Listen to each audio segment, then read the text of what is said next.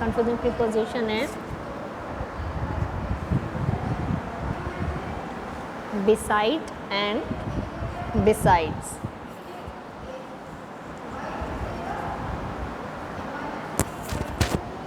beside कहाँ आता है और besides कहाँ आता है? beside and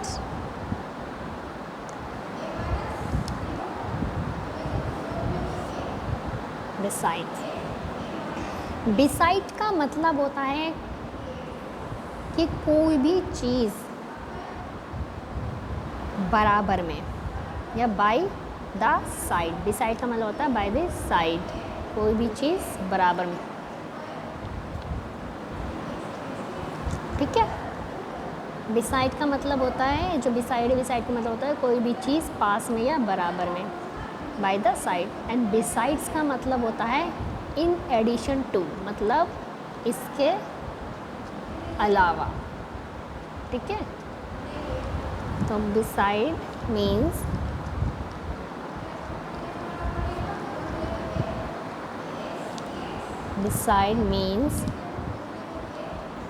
by the side of or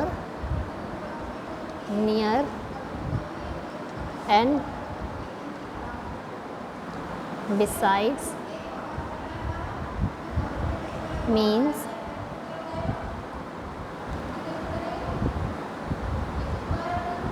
addition to. Example, Seema sat besides her mother in the cinema hall. beside her mother in the cinema hall का मतलब हुआ सीमा अपनी माँ के पास में बैठी या उनकी बराबर में, मतलब उनकी साइड में. सीमा said beside her mother in the cinema hall. In the cinema hall.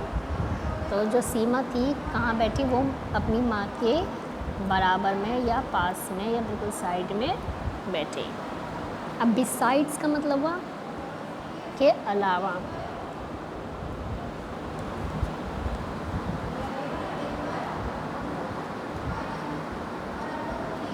Besides Ram, Ram के अलावा. All were present in the class. ठीक है. beside Ram all were present in the class. Ram के अलावा बाकी सब क्लास में प्रेजेंट थे. अब आता है नेक्स्ट हमारा प्रीपोजिशन, वो है on and over. On and over. On and over कहाँ आता है? On is used when two things touch to each other, but in the use of over things do not touch. मतलब on preposition वहाँ use होता है sentence में जब दो चीज़ें आपस में एक दूसरे को छूती हैं. But in the use of over, लेकिन जब ओवर प्रीपोजिशन का यूज़ किया जाता है तो चीज़ें एक दूसरे के टच नहीं करती. ठीक है. तो on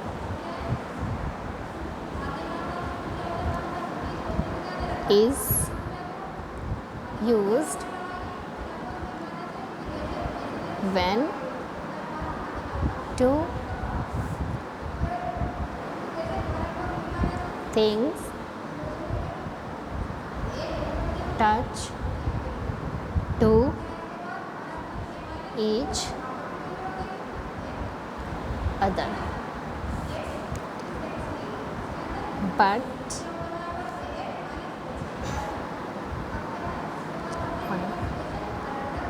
in the use of over but in the use of over, things do not touch. ठीक, तो ये समझ में आप लोग के ऑन कहाँ यूज़ होता है और ओवर कहाँ यूज़ होता है. On is use when two things touch to each other. On preposition वहाँ यूज़ होती है जहाँ दो चीज़ें एक दूसरे को छूती हैं, और जब सेंटेंस में ओवर प्रीपोजिशन यूज़ होती है तो सेंटेंस में दो चीज़ें आपस में नहीं छूती हैं. जैसे एग्जाम्पल है,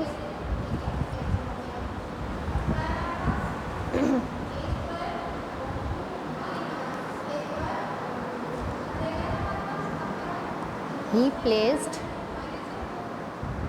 the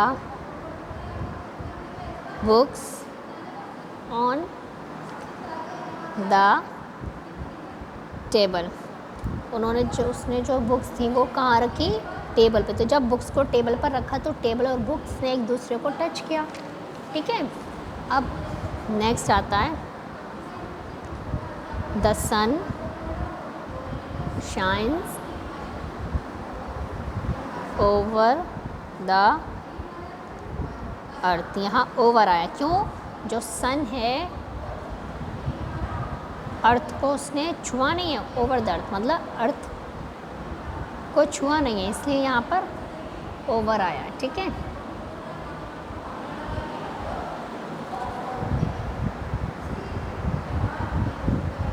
नेक्स्ट कंफ्यूजिंग प्रीपोजिशन है in and with in.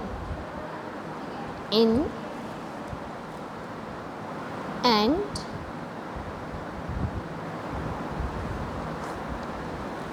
within. ठीक. in means at the end of, while within means before the end of. in हम वहाँ यूज़ करते हैं जहाँ पर जैसे कि कोई हमारा टाइम की लिमिट है तो उसके लिए हम इन यूज़ करते हैं, और विद इन यूज़ करते हैं कि उस टाइम से पहले. ठीक है. अभी मैं आपको बताती हूँ, समझ में आएगा. In means at the end of while, मतलब इन का मतलब इन वहाँ पर यूज़ करते हैं जहाँ पर आखिर में, जैसे कि इन एन आर, एक घंटे बाद. और विद इन एन आर मतलब एक घंटे होने से पहले. इन एन आर का मतलब हुआ एक घंटा कंप्लीट होने के बाद. ठीक. तो in means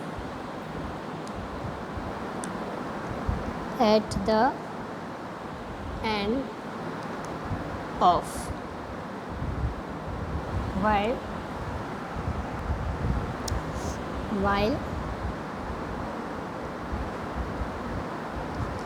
within means before the end of. Before the end of. तो in means at the end of मतलब आखिर में, और within का मतलब होता है end होने से पहले. तो मतलब किसी भी घंटे की, मिनट्स की, किसी भी एंड होने से पहले. तो ये एग्जाम्पल है, the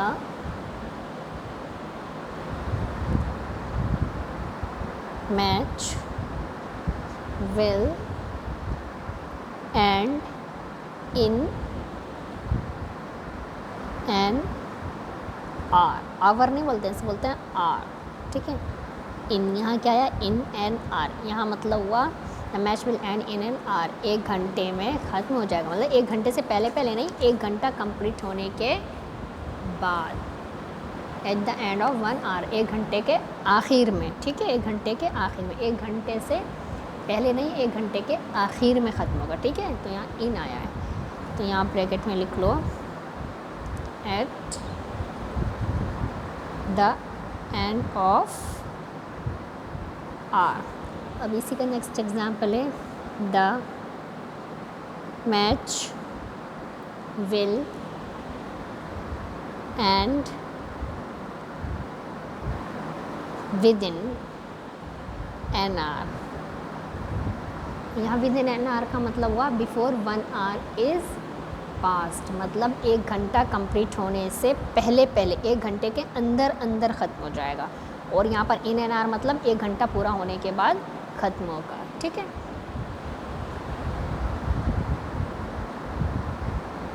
before 1 hour is past, 1 hour is past, ठीक है।